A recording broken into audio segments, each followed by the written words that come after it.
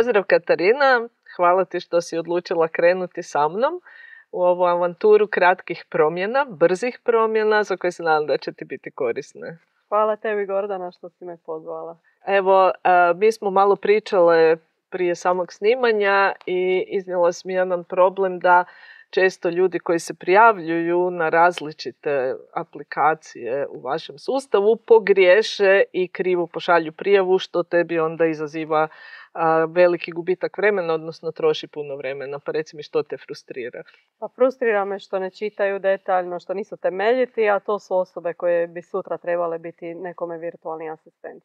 I kako ti to onda rješavaš? Pa sad smo riješili tako što dobiju prvo automatizirani mail gdje mogu bukirati poziv sa mnom. Tu otpadne već jako puno ljudi, a drugi korak je što ja nazovem telefonom prije svakog bukiranog razgovora. I ovo si mi već spomenula da onda ti zoveš njih, a imaš agenciju za virtualne asistente, a s obzirom da ti troši puno vremena, jel bi to mogla možda ti delegirati nekom od svojih asistenata? Sad si mi dala super ideju, to je definitivno nešto što bi trebala delegirati jer mi oduzima jako puno vremena i jako puno me frustrira.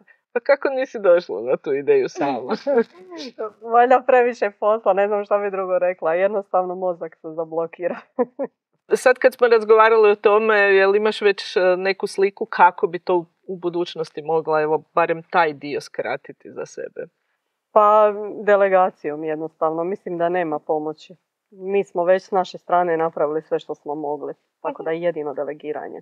Ja imam još jedan izazov za tebe o kojem smo pričale, ali to bi rado ostavila za drugu epizodu. Hvala ti na ovom razgovoru i htjela sam samo istaknuti za naše gledatelje da ovo situacija s kojom se mnogi menadžeri susretnu. Naime, toliko je posla oko nas, trošimo puno vremena da ne stignemo ni zastati, čak i kad znamo i razmisliti kome bi to mogli delegirati i ko bi od toga zapravo mogao napraviti dobar svoj posao i razvijati se u svom poslu. Pa evo, nadam se da ćeš ti iskoristiti za sebe, a i poziv svim menadžerima koji nas možda gledaju da zastanu ovog trenutka i razmisle što sve u svom poslovanju mogu delegirati. Pa možda i virtualnim asistentima.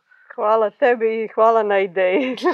U ovoj kratkoj epizodi mogli ste vidjeti koliko je nekad malo potrebno za promjenu. Koristili smo tehniku preokviravanja, što je jedna od NLP tehnika. Tehnika preokviravanja omogućuje nam brzo sagledavanje nove perspektive, što nam onda olakšava da stvari radimo na drugi način. Želite li više ovakvih situacija, želite li vidjeti više alata promjene, pratite me na kanalu.